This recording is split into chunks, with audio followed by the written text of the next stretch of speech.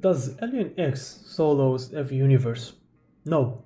There are so many characters that can dog walk him and do it on repeat. But there is one character that no one actually mentioned, and when they do, they don't understand his powers. That person is Dr. Manhattan. So, before I start, let's make one thing clear before anyone starts typing in the comments, well, Ben 10 can just scan his DNA and become him. No, because Dr. Manhattan doesn't have a DNA, and a simple Google search would reveal that. Now that we got that out of the way, let's talk about his powers and why he has a chance at winning against Alien X.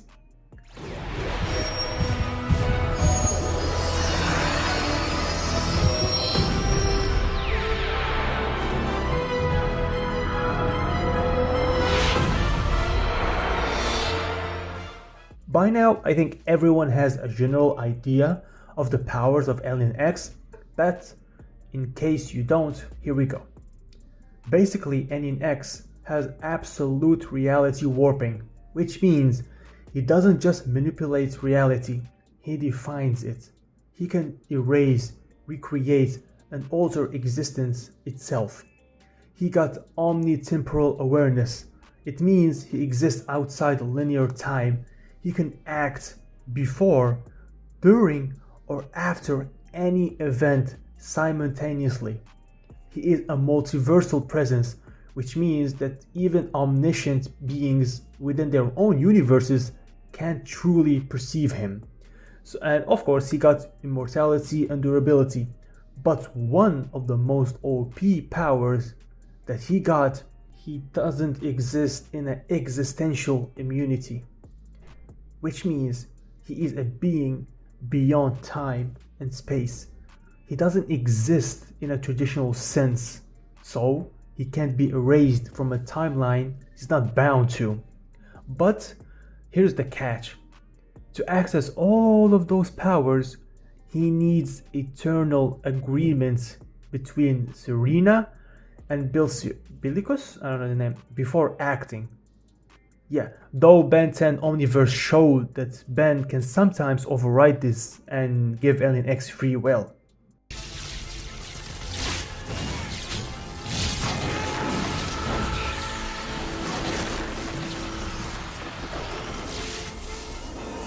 Now that we have a general idea of what Alien X is, let's talk about Dr. Manhattan's powers. First of all, he has total matter control, which means he can manipulate all forms of matter and energy. He can rebuild himself instantly and disassemble anything down to subatomic particles. He got omniscient perception. He can see all points in his own timeline simultaneously. Past, present, and future exist as one moment to him. He also got temporal presence. He can move across time freely and alter events, as seen in Doomsday Clock when he shifted the entire DC timeline. He also got replication, which means basically it's broken. He can exist in multiple places at once, each clone basically fully aware of the others. He also got universe level creation. He has created life and influenced entire timelines. He effectively a multiversal architect within the DC structure. But here is the limit people often overlook when talking about him.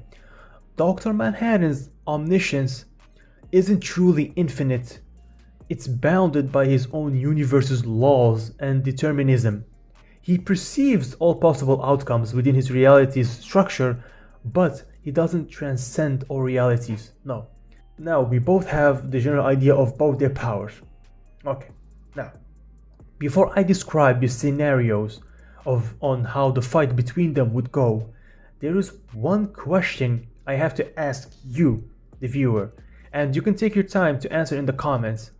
Or maybe I should say, not a question, but a paradox.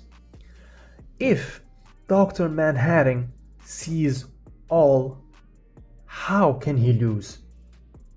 I'm gonna answer now. The answer is rather simple. Dr. Manhattan sees all events within his own continuum, which means inside the Watchmen universe and DC multiverse he occupies.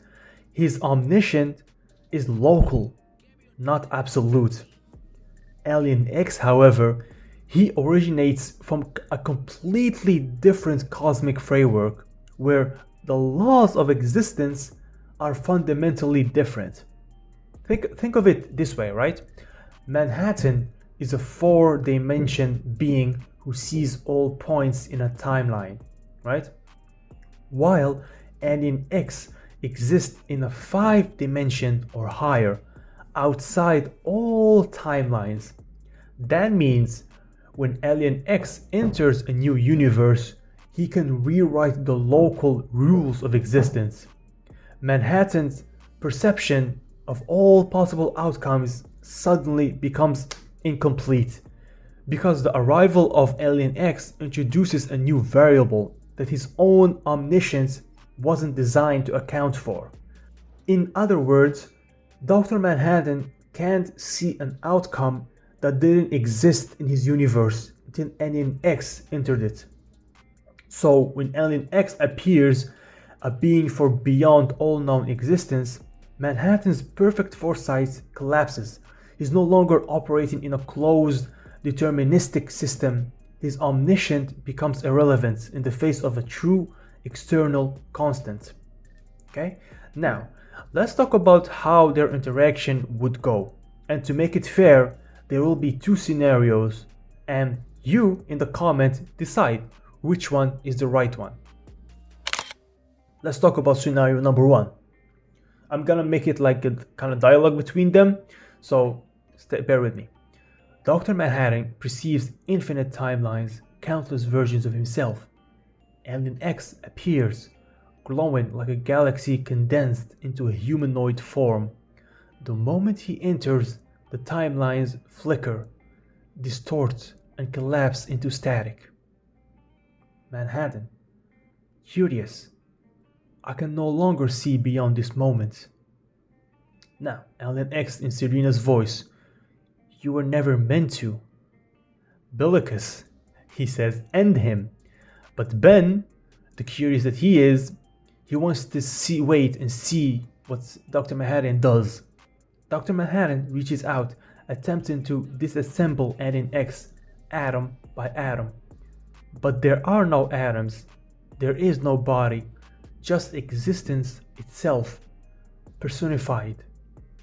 Alien X simply rewrites the rules and just say, in this reality, Dr. Manhattan never gained awareness, and in a single thought, every instance of Manhattan across the multiverse dissolves into nothing, rewritten as if he never was.